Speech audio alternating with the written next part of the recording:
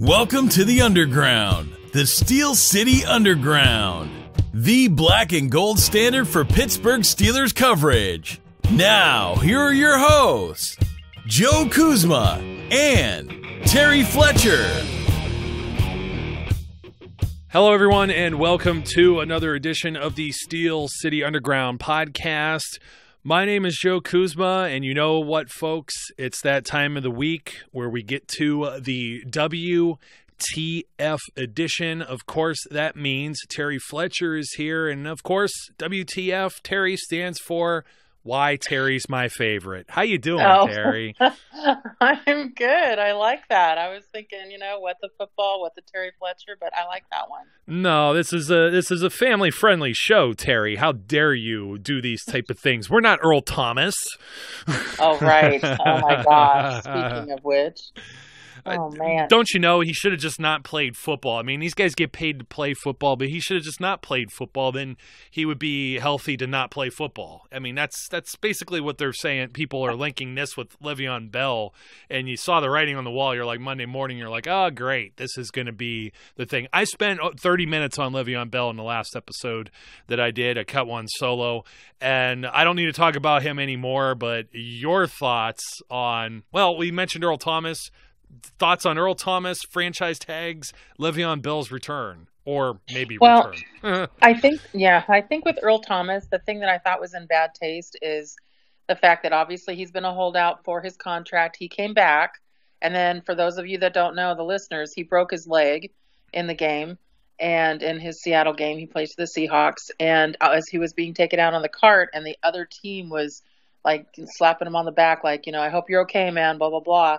He's flipping off his own team on the sideline, and he did it on live television. Totally gave him the bird, and I'm sure he'll be fined for that. But it just, I just knew exactly what people were going to say. Well, this is why LeVeon, is right in what he's doing. And here's my feeling on that. And we've heard this week that, actually, I think we heard after Monday Night Football, and later on in this week, that basically LeVeon's supposed to come back and report back to the team on the seventh week, which is our bye week. So it's interesting because I don't find it in the same category. I think that, LeVeon is supposed to be signing hopefully he was supposed to be signing his franchise tag. And what these players have started doing, and Earl Thomas is no different, is that they want their contract a year early. They want this new big contract a year early. And it's just, but you still have your contract. They're making it sound like the team is screwing them. And it's like, but you're still, you still have it. And so this is where I have some issues with what they're doing and how they're holding out. And, it's just a problem for me. I wouldn't be surprised if LeVeon comes back, he fakes an injury. I kind of think after what James Harrison said on First Take, I was like, that wouldn't surprise me. He who shall not be named too. He is the defensive edition of the he who shall not be named, as deemed by myself and Brian. That would be the person with the initials JH, formerly of the New England Patriots. I won't even acknowledge Pittsburgh Steelers. He was also a Bengal, too. I mean, that's just the most preposterous thing, and I didn't get to talk about that, and I'm just going to say it's preposterous. And if Bell goes and does something like that, okay, he's got guaranteed money. There's really nothing the Steelers can do unless they were able to prove it, and that's about it. And I don't know, man. I said enough about Bell. The Earl Thomas thing, however, like I mentioned this, too, on the same episode, just because it's not the same thing. Earl Thomas is under contract. He's not under a franchise tag. He was holding out for an extension, and all these Seahawks guys have been doing this practically. I mean, you had Marshawn Lynch, you had Cam Chancellor. It didn't happen with Russell Wilson. They took care of Russell Wilson. And you got Earl Thomas is 29. He's going to be 30. He's safety in the NFL. He probably still has some productive years ahead of him.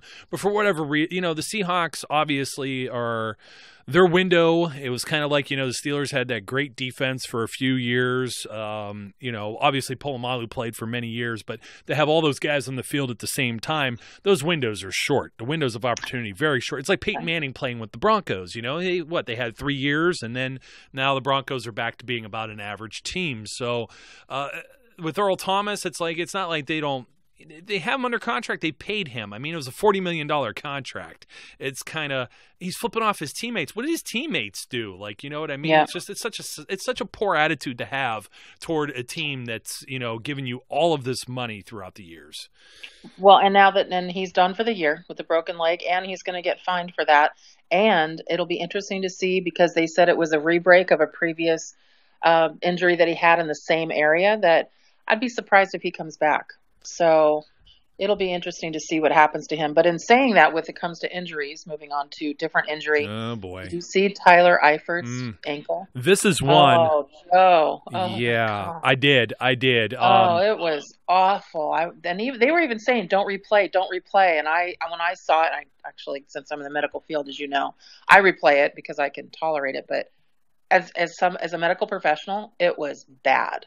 This guy, so I'll be surprised what happens when if he's able to get back. He was on a 1-year deal. Horrific. Yeah, he was on a 1-year deal to begin with, because the guy is snake bitten. He just cannot stay on the field whatsoever. I mean, as much as, you know, we like to poke fun at the Bengals and everything like that, I don't necessarily like to make fun of players who are, you know, injured. I don't like to call players who have an injury history a bust or a bum or anything of that nature. You know, a lot of this is out of their control. This one certainly was not his fault whatsoever. You know what I mean? It's one of these freak things that happens. And same thing with Earl Thomas. I mean, it's up to these guys if they want to play, and if a team will see that they've healed properly and they still have something to give.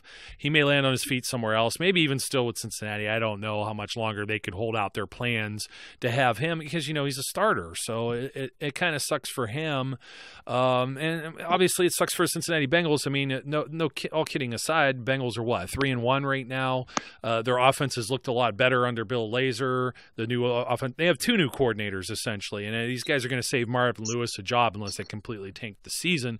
But Tyler Eifert was a big part of that, so, you know, I feel bad for him. And same goes with Earl Thomas, because all the Legion of Boom guys are gone now too. I mean, they're kind of rebuilding up there, and it seems like a lot of these teams are taking a different turn. I have one that's not on the list, but it'll segue into something else that I know you wanted to talk about, and it seems like we should have a weekly spot for the Raiders, because now John Gruden. John Gruden, his mouth. Oh, he called out one of the players today, just recently. Well, it was Derwin James, and he plays for the Chargers, and he was drafted 2 picks after they took Colton Miller, which was like one of these picks where they panned Gruden for taking the offensive linemen and whatnot. And they'd already taken safeties in each of the last 2 years with high picks. One of them was Carl Joseph, first round, and I think Obi Melanofu was a second-round pick, who they were trying to figure out if he was even going to be on the team. He's an injury kind of situation there too. And he comes straight out and he kind of throws his general manager under the bus, saying he would have rather had Derwin James, throwing Colton Miller under the bus, throwing the other safeties under the bus. He doesn't care. He's got 10 years, $100 million in the bank, you know? Yeah, it's kind of, and it'll be interesting to see if he lasts the whole 10 years. I mean, if the record keeps going the way it is, it won't. I'm sure, Del Rio's at home going, told you. It's not just what's going on there, but, I told you this is not the easiest team. But I'm actually thinking, and this is my WTF thing, what's going on with Carr? And it was funny because the media keeps calling him David Carr, and I'm like, yeah, I can see why you're making that little faux pas. It's Derek. But first of all, he fumbles in the game. There's no ref call. Don't even get me started on the refs. So actually, this is the start on the ref calls. But it's a close game. There's no tuck rule. And when Blandino comes out on the call and basically says it was the wrong call, so he throws people under the bus that are refs, because all the new refs that are now part of like CBS and Fox and all the channels, they've got their media ref. What do you think about this? They're such a boys club. And with Blandino, he's like, there's no tuck rule. No, that was a fumble and there was no call. They were like, what do you mean?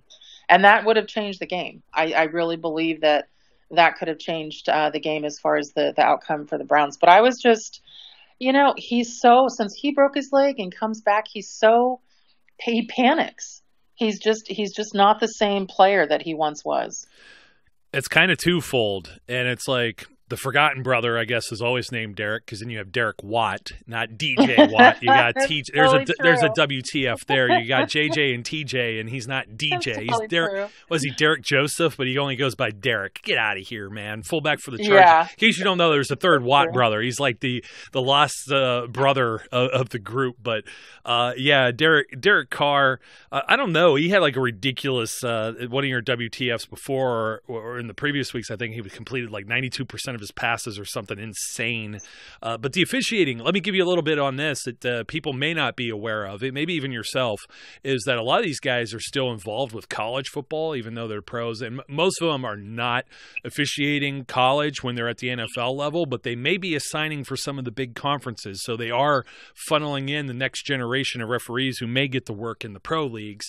I don't know that Dean Blandino necessarily has that connection like some of the other guys. It's weird because it seems like there's a new head of officiating every 2 or 3 years.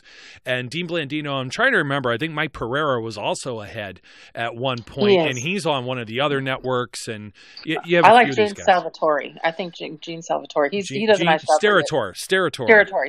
Yeah, I keep saying that. He's on ESPN, I think.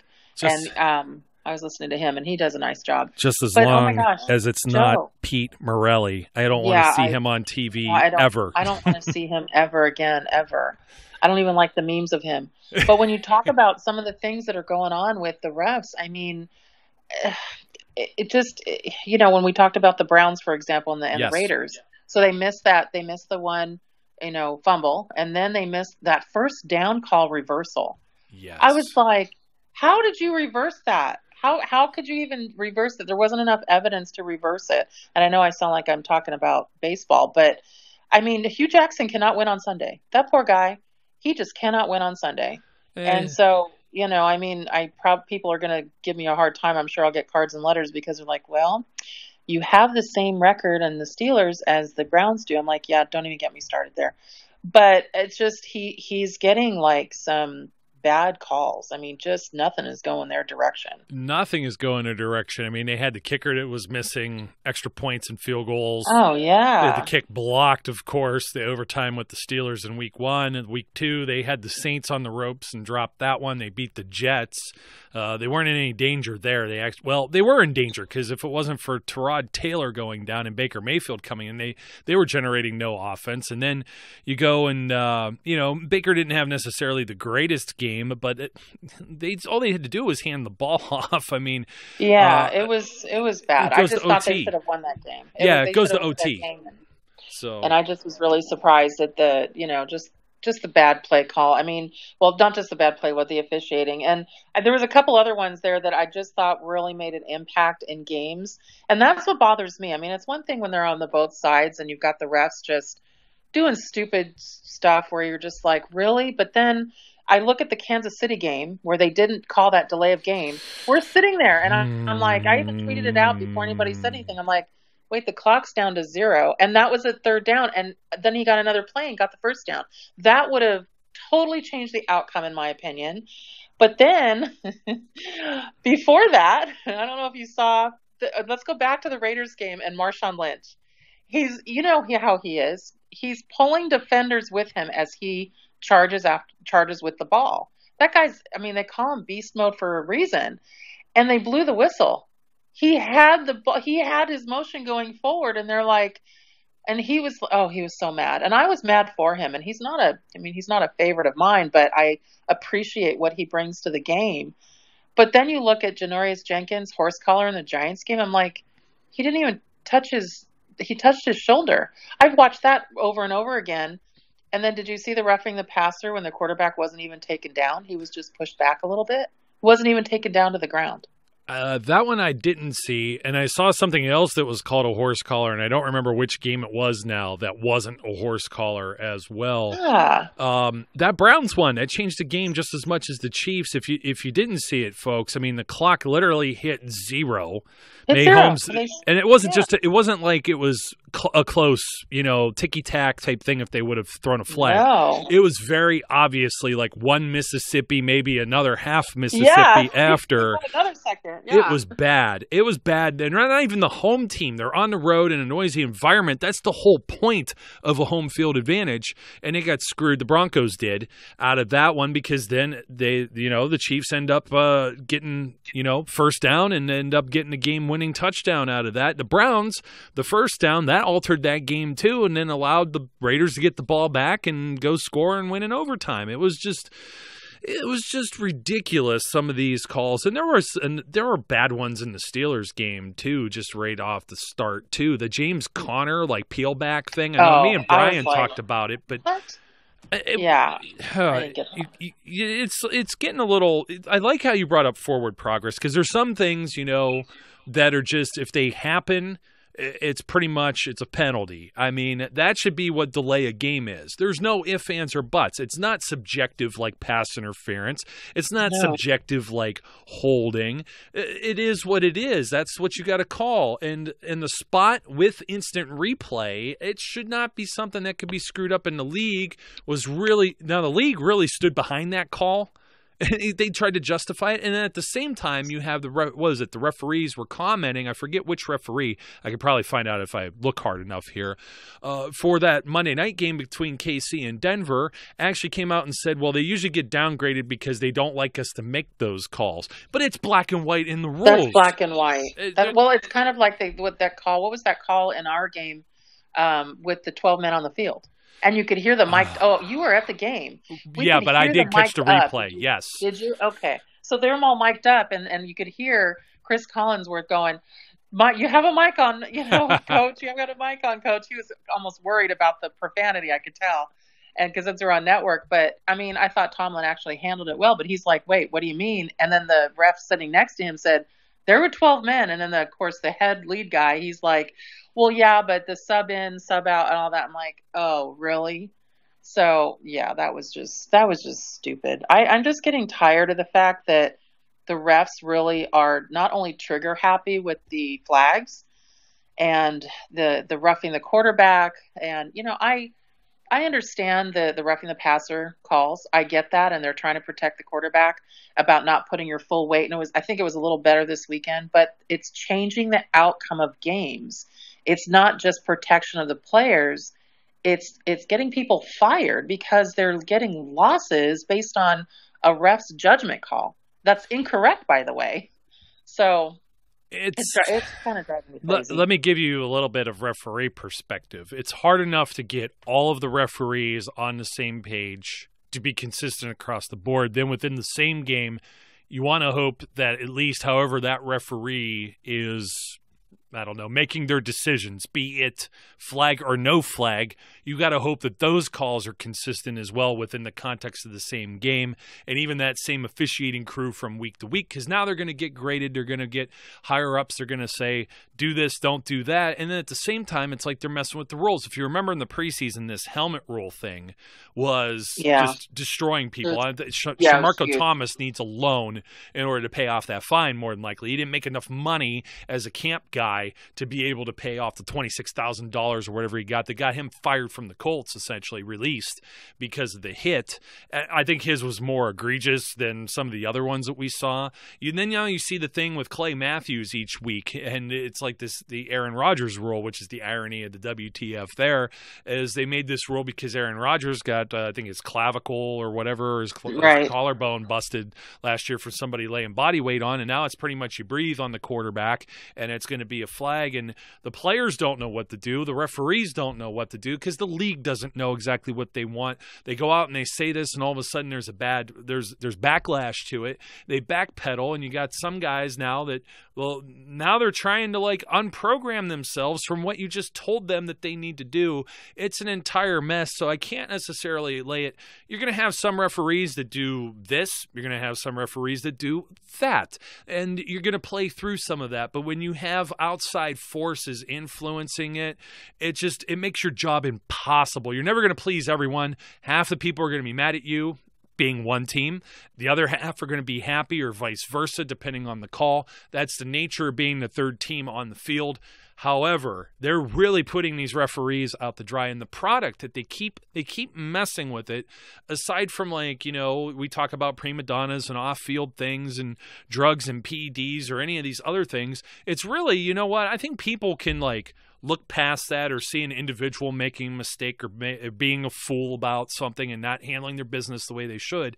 But when you have stuff on the field and, you know, one year you don't know what a catch is, and another year you're coming out and saying, well, we're going to overturn that, and it's plain as day. That's the whole reason you have replay, is so you don't have those mistakes. We're not going to call this delay a game penalty. We're going to call this cheapo block or the Clay Matthews laying on somebody. They're destroying the game of football. Right. Oh, I agree. I just think it's come to the point where everybody now looks for the flag, not just the player, but us watching. We're like, is there a flag? Where's the flag? I mean, we look for it now. We expect one on almost every play. I mean, how many times on a punt return or a kickoff return do somebody get a penalty for an illegal block in the back? 101%. Yeah, it's every time. It's every time. Just let them take it out. Take a knee. Take a knee if it goes in the end zone. I don't want to see the block in the back. Just take a knee. You know, it's just so stupid. But moving on from the refs. I got one more thing about that. You're not lying. You are not lying. Not looking live. Like I bought a pair of binoculars this year for when I go to games. Oh. So I could try and spot people on the sidelines, try and spot numbers when there's an injured player, some personnel. I have pretty good eyesight. I'm 20/20, but still, you're sitting in the stands far away from it, you know. So I had to zoom in. I'm looking for flags. And when I'm watching on TV, even if it's not the Steelers playing like that Monday night game, there's like a little bit of physicality on a play. And I'm looking at the bottom where they put the clock and the scores and everything, that little nice little bar they usually have. And I'm looking for it to change with yellow and have the flag thing on it. How pathetic is that? Me too. I'm looking Every for time. that. Every time. No lie. Too. Every time. It is crazy. But now I think they should put a little thing down there when the coach makes a stupid decision. I really like to see maybe a blue one or a purple one, you know, maybe something like that, or like an orange one. So here's a couple of them before we get into our game, because our game was a mess that everybody knows, and there's so many WTFs. We saved the best for last. But first of all, a good one. Well, it's a good one that's like, seriously, Mitch Trubisky from the Chicago Bears. 6 touchdowns? What? WTF? I mean, seriously.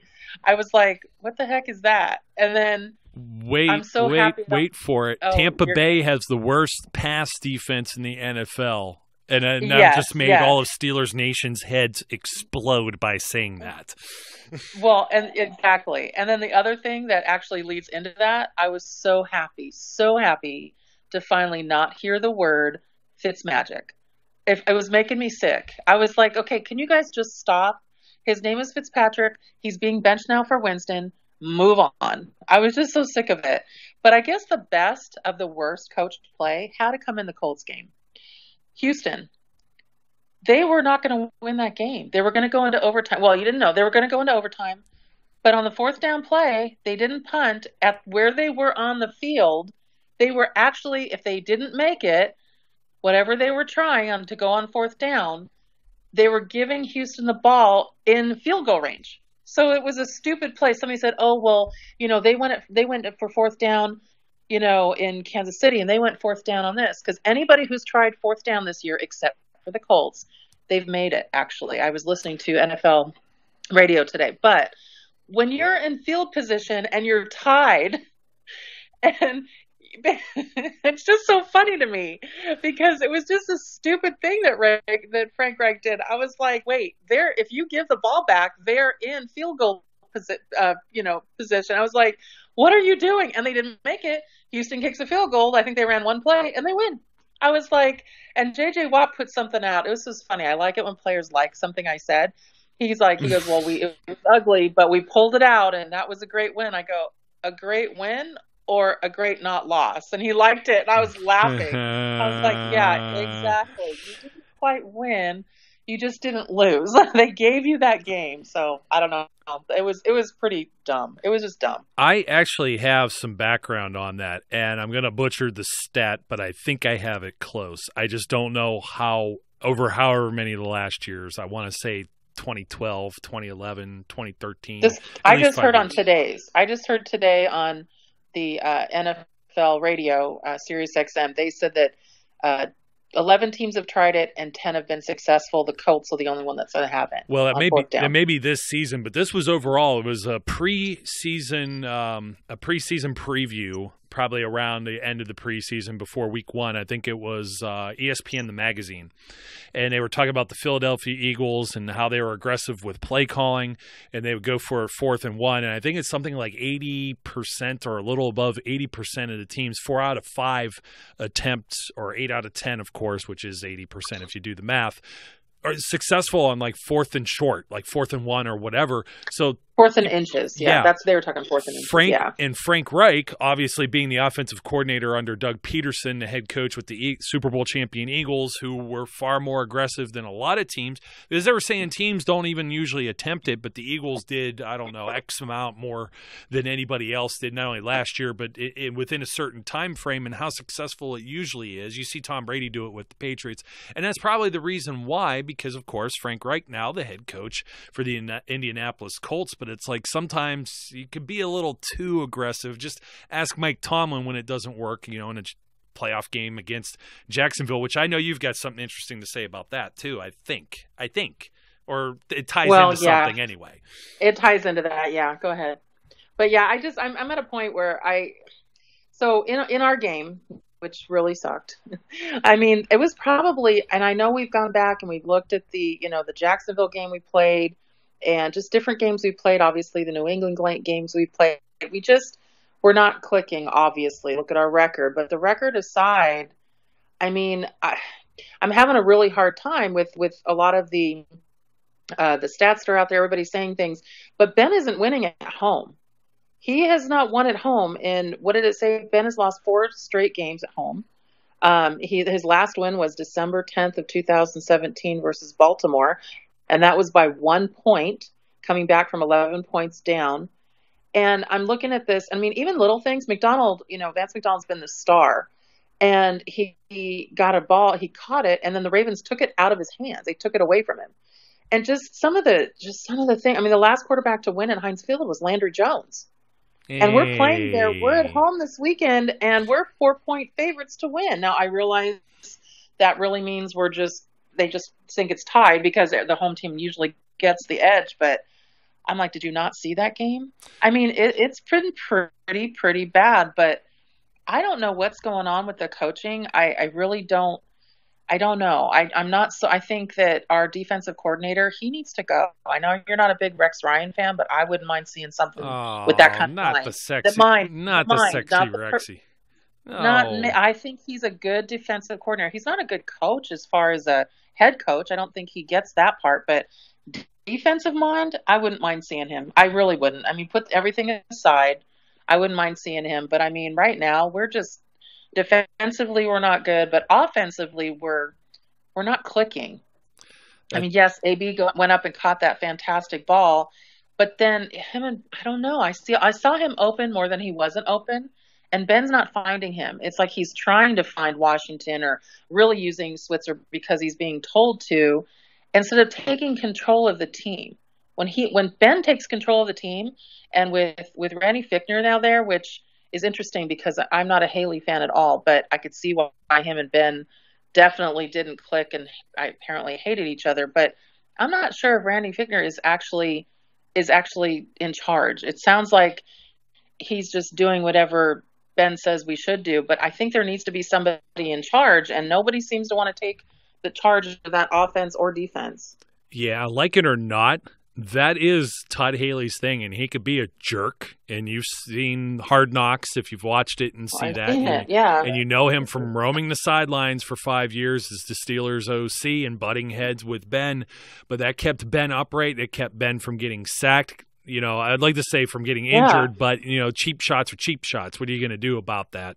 Loose ball in Miami and Ben gets kind of taken out by somebody that goes directly after him. I mean, come on, somebody goes low at him in St. Louis. There's nothing you can do about that. Todd Haley, Bruce Arians, Ken Wisenhunt, Randy Fichtner, or whoever you want to throw in there as an offensive coordinator. I think the Steelers' woes there, and I've got some articles supporting that. Not only, just keep an eye on the site. site because some of them are up and some of them are in process of being published. But I've got some stuff not only about whether or not LeVeon Bell would make a major impact, and I spoke about some of that ad nauseum in the last program, but also, the Steelers having this type of spell, and, they lose games when they lose track. When they basically focus on only throwing the ball, it really seems like they're able to get in Ben's head, and teams are able to manipulate and dictate what the Steelers do, and they lose track of running the football. It seems like when they have a focus on carrying the football and trying to establish the run, they have a little bit more luck. And we were talking, here's the WTF, and I know you've seen this in the back rooms at SCU. I shared the stat, and this was before the Week 4, Sunday night game with the Ravens, that Ben Roethlisberger was like 8% play action, which he's the only quarterback in the NFL under 10%. And they were talking about how successful he's been running play action in the past, one of the best in the league. And here they're running it the least. And this is a trend that started last year for some odd reason. And of course, myself and Brian said in order to run play action, and this is funny because I saw this stat. I actually saw the stat, even though it was published before the game. I saw it before we did the post game and talked about this game. And I'm like, Brian, does it look like they're doing anything with play action? And it's like they're not even running PO or RPOs. It's just POs. There's no run. There's no 9 carries by James Conner. It's ridiculous. Well, somebody said, and it was a media person that said that they only ran 10 running plays. Now, here was a funny. Yeah, that 9 by Connor and 1 with Ryan Switzer, and then it was actually 11 was the kneel down the end of half, the first half. Oh boy! Well, the thing that I think is interesting, just about how they're running plays and everything, is the fact that Ben is trying to get that ball out there, but it doesn't seem like he's got the help as far as getting it to work because of all the pieces around him. I'm just seeing so many fall downs on the play. One of the things the other coach said. And this is, again, during the game that they were talking about on the air on the NBC guys, was that they said, can LeVeon Bell, really help? Well, the one coach on the other side, not Harbaugh, but I think his OC, said they were asking him, what do you think about LeVeon Bell? And he said, well, he's a pitcher that has 4 pitches, and he pitches them all well. What do you think about James Conner? He's got a great fastball. And it was almost like an epiphany to me. James Conner's a great kid. He's a great kid, but he's not Le'Veon Bell. And I didn't hear your rant yet. I have not heard your rant yet, so I haven't had a chance to really weigh in on Bell.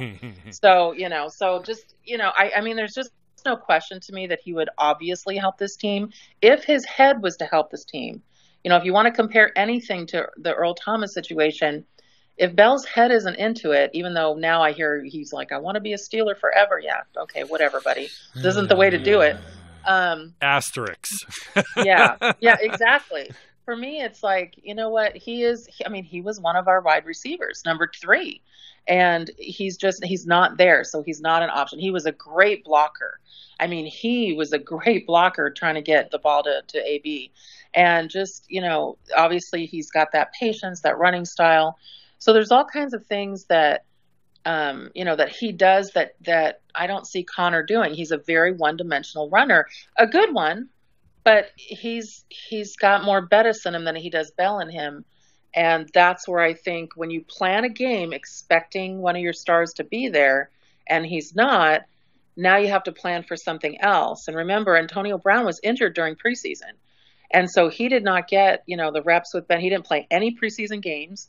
He wasn't participating in a lot of the practices. So him and Ben are now trying to figure things out. And I think this game they got a little better, but this is the rust we're seeing, and we don't have one of our star players. So the WTF is all over this season. Yeah, it's definitely a WTF when you're 1-2-1. The darn tie is a WTF that's going to stick with me the whole year now. I hate seeing that in any record, and there's more than one team that has it, not just the Browns and the Steelers, but also who are the other two, the Vikings and why can't I think of the other team that they tied with now? Was it the Packers? I'm trying to think now, and I think so. Yes, but the Vikings have the same identical record. The only problem I have with saying the stuff about Le'Veon Bell is you look at James Conner, 9 carries, 19 yards, 22 yards. Hold on, I'll pull it up. But LeVeon Bell last year against the Browns was 10 attempts, 32 yards, and the Steelers eked that out by a field goal. And he should have eked it out with a field goal again, but Boswell missed, and it was a sloppy game. I'll give him a little bit of a excuse on a 49-yard attempt there. But, Connor plays the Browns. He's 31 attempts for 135 yards. Now, this past week against the Ravens, obviously pretty much almost a goose egg because they only gave him the ball 9 times and 19 yards. I was right, 19 yards.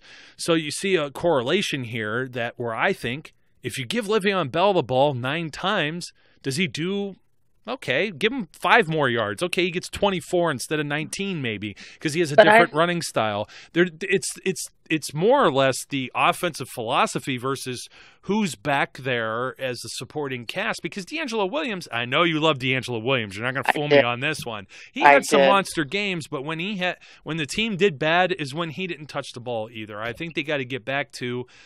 The Steelers are just not this empty set 4 and 5 wide type thing. They're not going to fool anybody, and they can't live and die like this. Look at the New Orleans Saints. How do you think they're having all their success?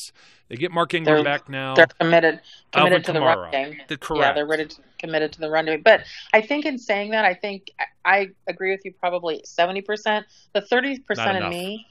Well, the reason is because you don't use James Conner the same way you'd use Bell. And I think that's the difference in how he could help the team. You use Bell as 50% of a receiver. That guy is always out there catching the ball. And obviously that's why he wants to be paid like one. But I think that you're looking at it a little different. As a running back, you have a solid point. But when it's not just in the backfield, when Bell's an option, when he's on the field, he's an option for different schemes. Then I do see them throwing the ball to, James Conner on occasion, but it's not the same thing. He's not as tall. He doesn't have the body of a wide receiver. He also doesn't have Bell's hands. I mean, he has a good fastball. Oh, now wait a minute. Wait a minute. He had the Odell Beckham catch, even though he was out of bounds. He was out of bounds. You can't count it. Yeah, good try. Yeah, but you know what? He still. Hey, you know what? Yeah, I was at the game when Bell took it in when Mike Vick was quarterback, and we won the game with 4 seconds on the clock in San Diego. Don't even try it with me. Won't even happen. I think Connor would have done that too. You know what though? No, Connor was on pace to have more catches than Le'Veon Bell this season if he maintained a certain status quo. In fact, I want to say he had 5 in each of the first few games. I have it right here. Let me see. 18 receptions so far, 164 yards. So he had 15 through the first 3 games and then 164 yards. You start putting that up, 18 times 4. What do you got? 36, and then so that goes to about 72, and Bell had about 85, give or take. Yeah, you can't assume. I don't agree at all. You don't agree at all. I know you're not. I don't agree. But you know what? Agree. I think it's a difference of a player to experience what's the option they have for him, and how he's also a decoy, and he has that chemistry that Connor hasn't got yet. So. Even though I think James is doing a good job, he is. And actually, I worry about him more on the medical side because the more pounding he takes to that body, even though he's in remission, it could bring it out. So I'm worried about him on that. But I'm worried more about him on the fact that his body, I hope it holds up, and given to what his medical stuff is going on. So hopefully there. But I'd love to see Bell come back and play this year.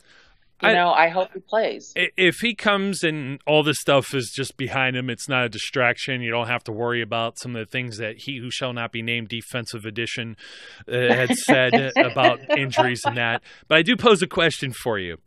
There's a player we're talking about the Steelers last season, 2017, that was considered an absolute bust because all he caught was 50 passes for 603 yards, only a 12.1 yards per reception.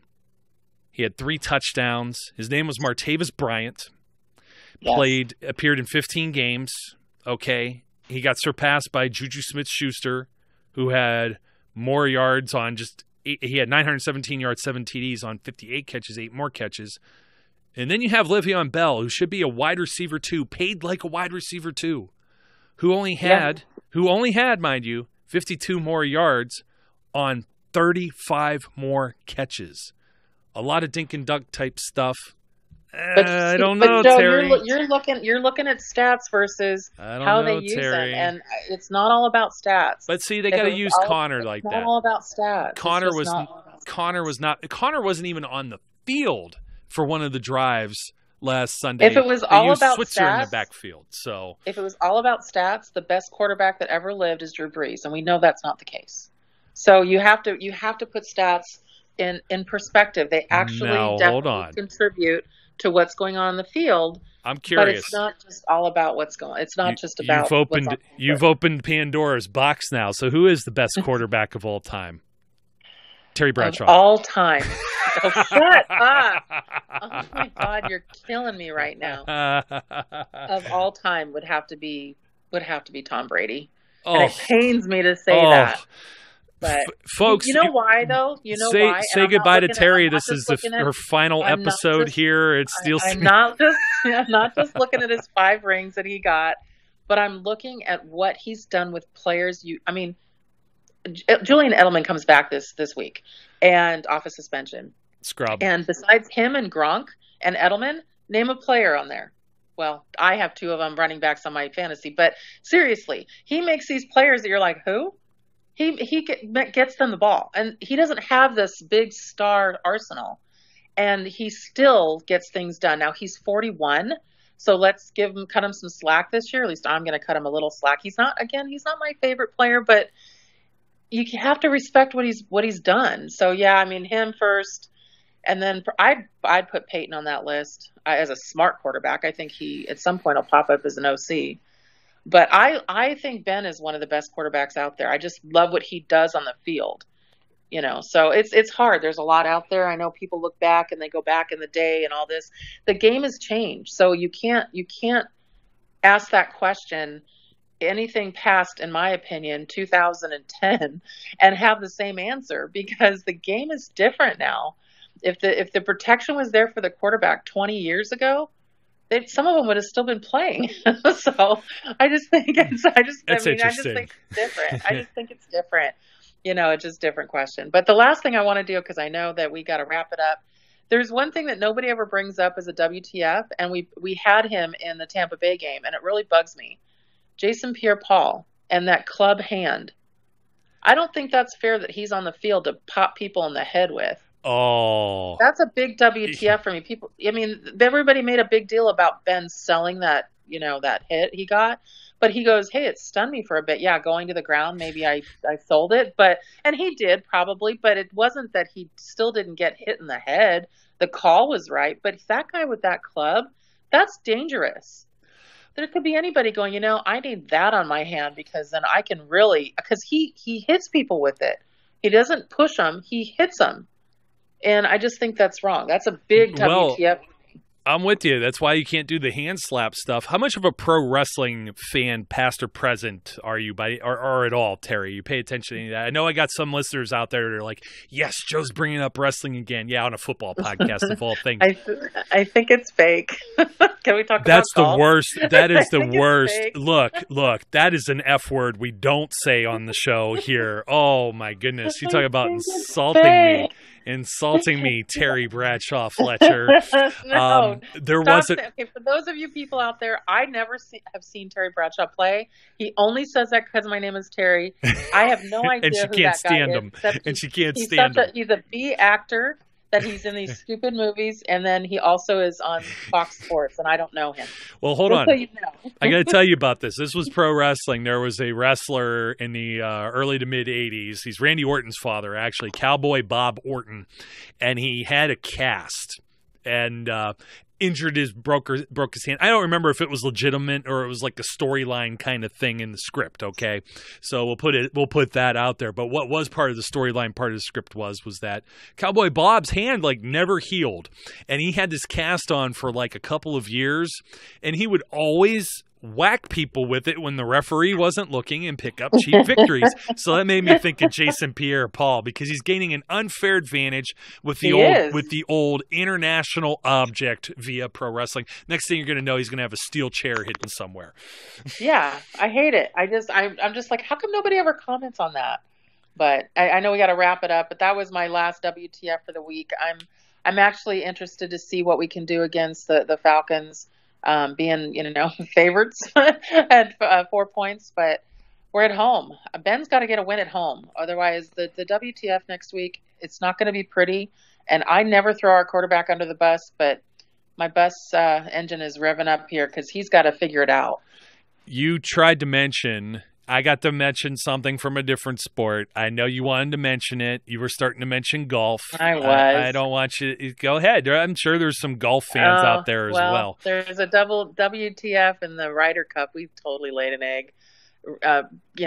Tiger couldn't win any match after he won the last PGA Tour and championship of the last part of the year. Phil Mickelson, he looked like he's been looking all year, which is awful.